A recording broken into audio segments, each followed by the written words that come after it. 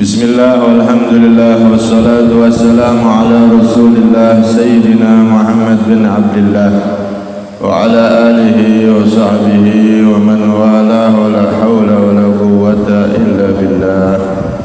Rabbi shrah li sadri wa yassir li amri wahlul 'uqdatam min lisani yafqahu qawli وسدد لساني واهد قلبي بحق سيدنا محمد النبي صلى الله عليه وسلم دستوركم يا أهل الدرك ويا أهل الباطن ويا أهل النوبة ويا أهل النور أما بعد. Jamaah semuanya yang dirahmati oleh Allah Subhanahu wa taala, alhamdulillah. Allah Subhanahu wa taala masih mengizinkan kita untuk sama-sama bersimpuh di tempat yang mulia ini, sama-sama kita mempelajari ilmu warisan Nabi sallallahu alaihi wasallam. Semoga kita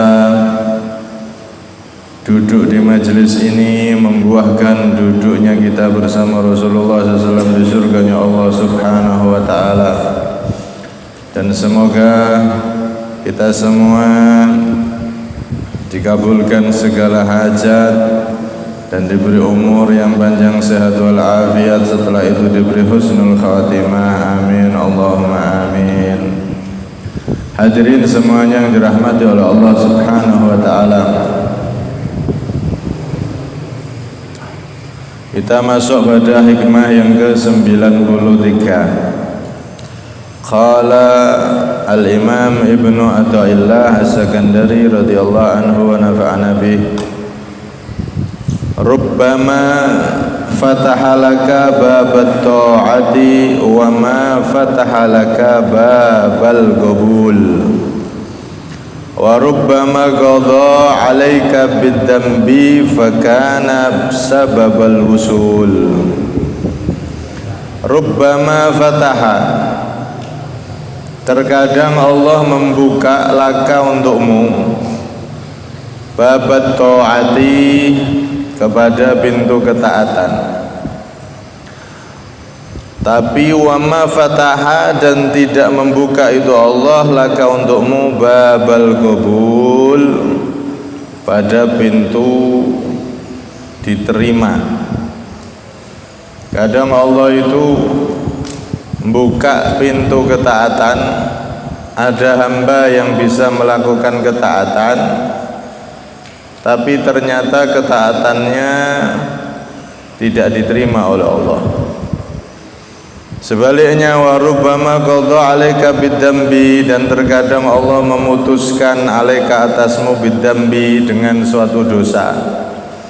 Kadang itu ada orang yang melakukan dosa, tapi fakana sababal wusul, maka dosa tersebut menjadi sebab dia sampai kepada ridhonya Allah Subhanahu wa ta'ala. Kadang ada orang maksiat, terus tobat, terus dia melampaui orang-orang yang sudah taat. Capaiannya dia meraih ridho Allah, melampaui, balap orang-orang yang sudah duluan taat. Hadirin yang dirahmati oleh Allah, di hikmah ini perlu kita fahami bahwasanya ketaatan itu ada bagian luar, ada bagian dalam.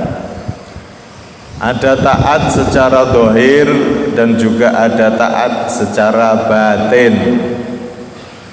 Begitu juga maksiat. Itu ada kemaksiatan yang zahir, bagian luar. Ada juga kemaksiatan yang batin, bagian dalam, yaitu dengan hatinya. Nah, ketika kita melakukan ketaatan, selain kita secara zahir sholat kita mempelajarinya, cara sholat yang benar bagaimana, cara ibadah yang benar bagaimana, dan seterusnya, maka jangan dilupakan yang batin. Hati kita harus semakin bersih, semakin taat harus semakin juga hatinya taat, yaitu bersih. Jangan dibiarkan terus menerus sombong tenati, iri dengki tenati, dan seterusnya. Dua-duanya harus diperhatikan kalau pengen sampai pada ridhonya Allah SWT. Ketaatan itu membuahkan ridhonya Allah. Di sini beliau menerangkan, kadang ada orang itu taat, badannya taat, tapi dia sama sekali tidak terhitung taat di sisi Allah. Kenapa? Karena hatinya tidak beres.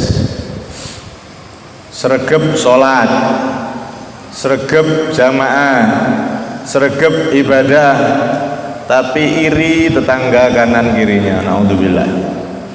Akhirnya pahala-pahala yang sebetulnya bisa dia raih kebakar semua dengan iri, dengki, kotoran-kotoran yang ada di hati itu. Dan ini banyak sekali riwayat Nabi memperingatkan, al-hasadu ya'kulul hasanat kama ta'kulun narul hatab. Sifat kotor di hati, yaitu hasud, itu bisa memakan pahala yang begitu banyak sebagaimana api memakan kayu. Ada api dikasih kayu, ya piro ae entek kebakar. Tumpuan kayu sebanyak mungkin kalau perusak hutan, kalau sudah si jago merah ya sudah kebakaran. Kayak yang dulu-dulu kita masih ingat ketika kebakaran hutan, ya Allah ambekan sesek kabeh. Kalau ada kayu mau seberapa pun banyaknya habis dilalap oleh si jago merah alias api itu. Begitu juga kadang ada orang itu taat tapi dia fokus cuma dohir, hatinya tidak pernah dibersihkan, hatinya dibiarkan iri, dengki, sombong, wis ditumpuk-tumpukan. Maka itu ibarat kayak api yang bisa membakar seluruh pahala-pahala yang dia lakukan sehingga dia tidak nyampe-nyampe. Orang itu kalau taat seharusnya dia semakin sampai, semakin dekat sama Allah. Tapi ini tidak nyampe-nyampe. Kenapa? Karena hangus semuanya tadi. Karena itu dua-duanya harus diperhatikan agar ketaatan kita itu membuahkan ridhonya Allah, kita sampai kepada rahmat Allah Subhanahu wa ta'ala. Ibarat gambarannya, contoh ada orang punya pabrik HP. Yang namanya HP biar laris itu kan dua-duanya harus diperhatikan. Sisi luar casingnya bentuk modelnya bagus, juga sisi dalam mesinnya bandel awet. Kalau sudah dua-duanya ini ada, oh jadi HP yang diterima laris, bukan hanya laris toh, laris manis. Kenapa? Karena dohir batinnya memang bagus barangnya. Tapi kalau ada produsen HP yang diperbagus dohirnya saja, mesinnya KW, baru dipakai seminggu sudah rusak, padahal baru ini produk baru, seminggu rusak, maka tidak akan laku di pasaran, tidak bakalan laku, tidak bakalan diterima sama masyarakat. Dono sing gelem tuku. Maka dua-duanya harus diperhatikan. Begitu juga ketaatan ini. Selain kita menjaga yang dohir, sholatnya dijogo, ibadahnya dijogo, jamaahnya dijogo, maka hati kita juga kita bersihkan. Jangan sampai pintu ketaatan dibuka oleh Allah, ternyata pintu diterima tertutup. Taatnya lancar, sholatnya lancar, jamaahnya lancar, tapi ternyata tertutup dari pintu diterima. oleh Allah Subhanahu wa taala. Pintu penerimaan oleh Allah ditutup gara-gara apa?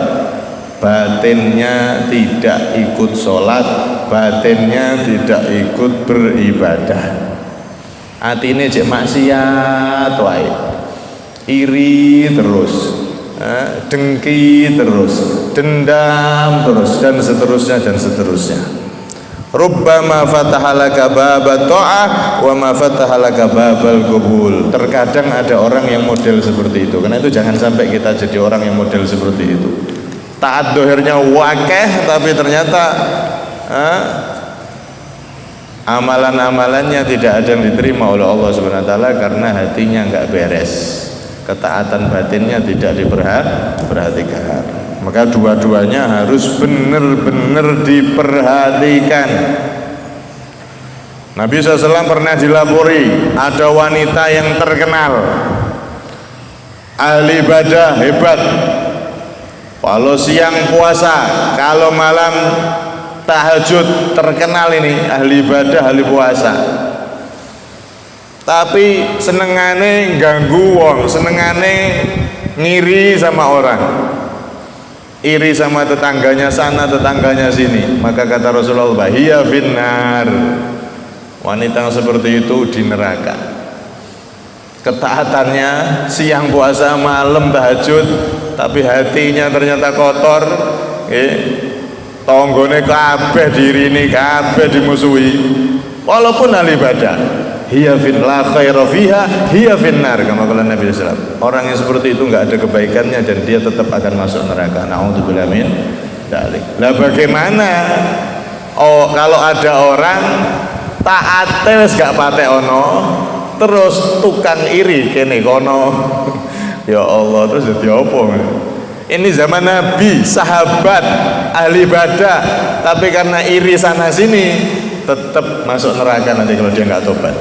Lah apalagi kita bukan sahabat, urip neng tahun apa akhir zaman tahun 2024, wis ra patek duwe ibadah, malah meri kono meri kene, iri kono iri kene, dendam sana dendam sini, mau jadi apa? Ya Allah, karena itu hati-hati. Kadang ada orang yang model seperti itu, ahli taat tapi hatinya ternyata kotor banget. Nauzubillah min dzalik. Jangan sampai kita jadi orang yang model seperti itu, rugi nantinya. Kemudian bagian kedua, terkadang juga Allah itu membuka seseorang jadi deket sama Allah gara-gara dia pertamanya maksiat. Gara-gara maksiat akhirnya dia malah jadi orang soleh, bahkan jadi wali. Lah kok bisa begitu, bagaimana? Ya ini tadi, kalau ketaatan itu ada dohir, ada batin, maksiat juga sama, ada dohir, ada batin. Nah, orang yang maksiat terus dia bisa tobat, bahkan nanti bisa jadi orang soleh, bisa membalap wong-wong sing wis soleh dhisik atau ibadah dhisik. Niku biasanya kalau dia maksiat hatinya taat. Loh, maksudnya gimana? Pas dia maksiat hatinya itu teremuk, nyesel, sadar kalau dia ini banyak dosa. Pas maksiat nangis, ya Allah, saya dosa banyak ya Allah. Ning antine nangis grantes sama Allah. Ini namanya sifat ingkisar, maksiat, dan dia sadar kalau dia ahli maksiat. Di hatinya selalu nangis minta rahmatnya Allah. Ya Allah, kalau salah ya Allah. Ini orang yang seperti ini, orang yang maksiat, di hati kecilnya dia merasa banyak dosa, merasa banyak maksiat, maka ini biasanya nanti bisa tobat, biasanya. Tapi kalau ada orang maksiat terus dia biasa dengan maksiat itu, malah bangga dengan maksiat itu. Oh, iki lho, aku ngombe ora terima 5 liter, 50 liter tak entekno sak dodokan iso. Bangga malah. Maksiat bukan merasa salah dalam hati, malah bangga. Hebat saya. Jadi ini dia maksiat double, dohir maksiat, hatinya juga maksiat. Wah, kalau yang seperti ini sulit tobat. Biasanya terus sampai dia meninggal dalam keadaan maksiat, su'ul khotimah, naudzubillah min dzalik. Tapi kalau yang tadi dia maksiat tapi hatinya taat. Hati taat itu maksudnya gimana? Sadar kalau dia itu dosa. Dia mengakui dia banyak dosa. Yang seperti ini kadang-kadang loh ya nggak banyak. Makanya jangan ditiru. Kalau gitu kita maksiat nanti tobat ya. Pas maksiat iso tobat. Nah, maksiat terus ruhnya minggat payah ya. Maksiat dia merasa salah. Melakukan kesalahan dan dia merasa salah.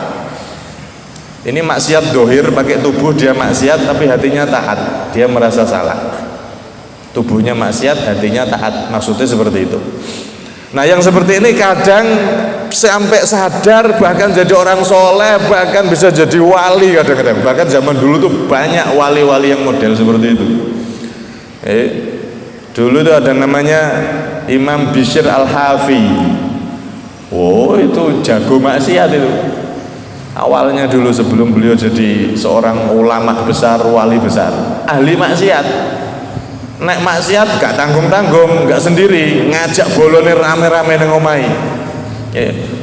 Mabuk sampai subuh, nyanyi-nyanyi sampai subuh. Kalau sudah pesta, partiyem, pesta, seneng-seneng. Itu ngajak temennya rame wes jogetan di dalam rumahnya. Sampai suatu ketika pas dalam keadaan malam pesta itu ada yang ngetok pintu, tok. Ada orang soleh yang ngetok pintu, ngingetkan.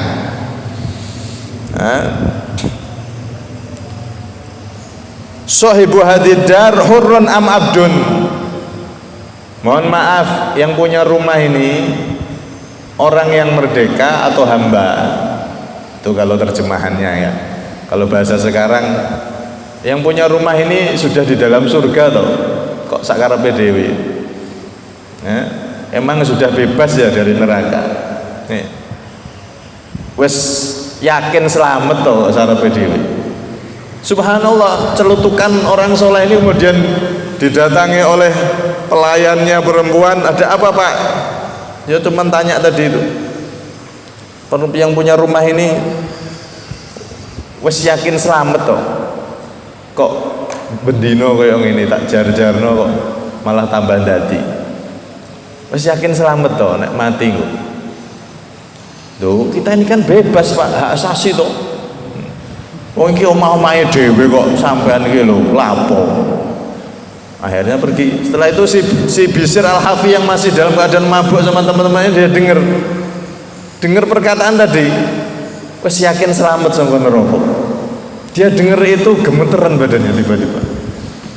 Akhirnya dia lari tanpa pakai sandal, lari ke orang soleh tadi yang sudah pulang dikejar.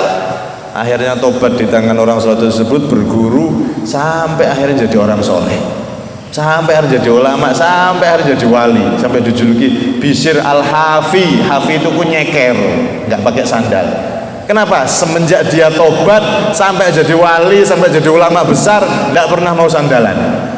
Ketika ditanya, wahai Imam Bishr Al-Hafi, lima la talbas na'la, kenapa kau tidak pernah pakai sandal? Maka beliau mengatakan, li anni ma salahani maulaya illa wa ana hafin fala azulu an hadhil hala hatta al mamat. Sesungguhnya Allah tatkala menerima aku tobat, aku dalam keadaan nyeker, tidak pakai sandal, pas loncat langsung nututi. Maka itu adalah kenangan terindahku, aku bisa tobat kembali ke jalan Allah. Maka kenangan itu akan aku kenang sampai aku mati, aku tidak akan pakai sandal. Subhanallah, nyeker kemana-mana, nyeker, tidak mau pakai sandal. Akhirnya dijuluki Imam Bishr Al-Hafi. Bishr Al-Hafi, orang yang nyeker, pikir Bishr sing nyeker men ya. Tapi naik masuk masjid ya basuh kaki oh jadi tiru aja naik kono nyeker lah. Wah ngedak telek lincung mlebu masjid repot ya. Karena kenangan indahku aku tobat, pas saat itu aku tidak pakai alas kaki, nggak pakai sandal, maka seperti itu aku pengen mengenang masa-masa indah aku tobat kepada Allah Subhanahu wa taala. Nah, Imam Bishr Al-Hafi ini Dia adalah orang yang hatinya lembut, hatinya merasa salah ketika dulu dia pas maksiat. Buktinya ketika beliau itu suatu ketika sebelum tobat ini, beliau menemukan ada kertas tulisan bismillah berserakan di jalan. Kemudian saking dorongan hatinya, ada namanya Allah, diambil sama dia. Ya Allah, ada namanya Gusti Allah kok terserakan. Padahal ahli mabuk nih. Tapi reti kertas anak bismillah langsung cepet-cepet dijukuk. Ya Allah, ada namanya Gusti Allah kok ngisor. Diambil sama dia, dibawa pulang, terus dikasih minyak. Dia punya uang, beli minyak, dikasih minyak, itu kertas disimpan di tempat yang tinggi. Padahal ahli mabuk, tapi dia tidak pernah meninggalkan Allah. Dia tidak pernah merasa putus asa dari rahmat Allah SWT. Gara-gara punya hati yang seperti itu, walaupun ahli maksiat, terkadang bisa jadi tobat, bahkan bisa mengalahkan orang-orang yang sudah duluan Masya Allah. Ini orang-orang dulu, termasuk Ibrahim bin Adham, termasuk juga di zamannya Nabi Muhammad SAW. Muhammad. Ini kan malam Maulid. Lihat bagaimana sifat Rasulullah menerima taubat orang yang sudah mentok maksiate, mentok dosane, sampai-sampai Nabi itu memerintahkan, kalau kalian ketemu sama orang ini, yaitu Hibar ibnul Aswad, kalau kalian ketemu sama dia, maka bunuh dia. Jangan asal bunuh, kedua kakinya potong, tangannya potong, lehernya potong. Saking wis nemen orang ini, Nabi sampai perintah khusus, wahai sahabat, kalau kalian ketemu sama Hibar ibnul Aswad, bunuh, potong tangan, kedua tangannya potong, kedua kakinya potong, lehernya diamputasi, amputasi benar-benar lagi. Saking nemennya orang ini. Tapi subhanallah, Hibar ibnul Aswad ini walaupun dosanya sangat besar sama Rasulullah, karena dia belum masuk Islam, memang orang kafir sangat musuhi Nabi, punya kesalahan besar sama Nabi, punya kesalahan besar dengan para sahabat. Mungkin dia sudah bunuh sekian banyak sahabat dan lain-lain. Intinya dia sangat berbahaya sekali saat itu.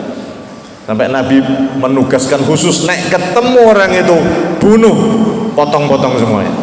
Subhanallah. Dan Rasulullah itu tiangnya kan halus, maafan, tapi yus kadung terlalu bandel ini orang, terlalu berbahaya ini orang, sampai perintah khusus seperti itu. Tapi lihat, Hibar ibnul Aswad ini kenal siapa sosok Nabi Muhammad. Beliau adalah Nabi yang maha dermawan, yang sifat maafnya seperti lautan yang tiada bertepi. Akhirnya dia dengan entengnya, setelah dia sadar bahwasanya dia ini dalam keadaan salah, akhirnya dia tahu betapa mulianya Rasulullah, akhlaknya dan lain-lain, dia pengen masuk Islam, datang ke Rasulullah walaupun dia jadi DPO, sedang dicari-cari ini. Dia datang dengan santainya menuju Rasulullah SAW. Ketika kelihatan dia datang, maka para sahabat sudah mulai berdiri mau nangkap. Dikatakan Rasulullah, diam, kalian diam semua, karena Rasulullah tahu ini orang mau ngapain. Ketika datang, Hibar ibnul Aswad ini langsung mengatakan, ya Rasulullah, wahai Rasulullah,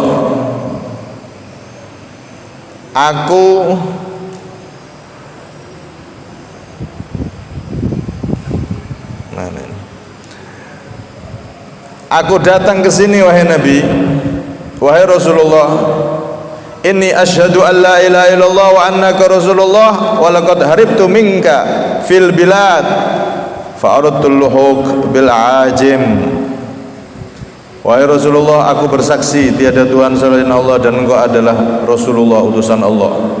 Aku telah lari ke sana kemari agar tidak bisa engkau tangkap wahai Nabi, tapi aku sekarang ingin bergabung dengan engkau wahai Nabi.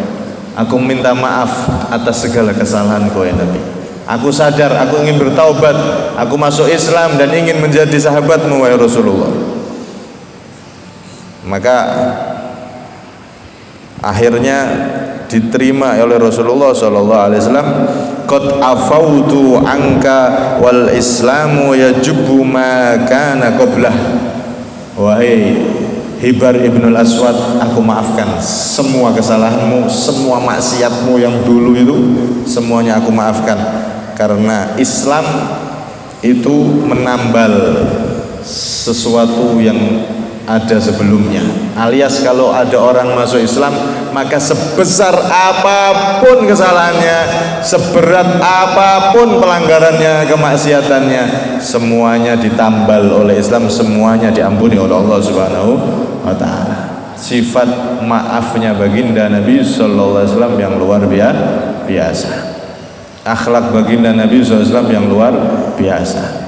Awalnya perintah khusus bunuh dan dimutilasi, saking bahayanya orang ini, tapi datang dengan mudahnya beliau pun memaafkan, dan akhirnya Hibar ibnul Aswad pun masuk Islam menjadi sahabat Rasulullah sallallahu alaihi wasallam. Karena itu ini di bulan momen Maulid, maka ini kita tiru, kita berusaha kalau punya salah, punya masalah sama orang, hilangkan segala iri, dengki, benci, semuanya kita hilangkan dari hati kita, sehingga ketika kita ibadah kita itu bisa berbuah nikmat, berbuah rahmat, berbuah ridho dari Allah Subhanahu wa ta'ala. Jangan sampai kita termasuk orang yang seperti ini. Ada orang yang ahli taat ternyata tidak diterima oleh Allah Subhanahu wa ta'ala karena hatinya tidak pernah dibersihkan. Semoga kita termasuk orang-orang yang diberi taufik oleh Allah, bisa taat secara zahir dan bisa taat secara batin, dan kita bisa meniru akhlak Nabi Muhammad, sehingga di bulan Maulid yang kita masuki ini tidak keluar dari bulan Maulid kecuali kita tercatat menjadi orang-orang yang semakin dekat dengan Rasulullah SAW. Amin Allahumma amin, amin Allahumma amin. Amalan khusus di bulan Maulid itu kita baca sholawat yang banyak sama Nabi. Sholawat banyak itu sehari semalam minimal 300 kali. Maka disempatkan malam ini malam satu Maulid, selama 1 bulan monggo disempatkan per hari minimal baca 300 kali sholawat kepada baginda Nabi Muhammad SAW. Di bulan kelahiran beliau kita baca sholawat, kita banyak sholawat sama beliau minimal 300 tadi itu, maka kita terhitung orang yang berbanyak sholawat. Sholawat 300 niku insya Allah mboten suwe. Kalau sampean baca sholawat yang ringan, sallallahu ala Muhammad, sallallahu ala Muhammad, sallallahu ala Muhammad, sallallahu ala Muhammad, sallallahu ala Muhammad, niku cepet ping 300. Diusahakan tiap hari 300 sampai 1 bulan penuh Maulid ini. Nanti setelah Maulid kalau bisa ya diteruskan, karena sholawat itu semakin mendekatkan kita kepada Rasulullah SAW.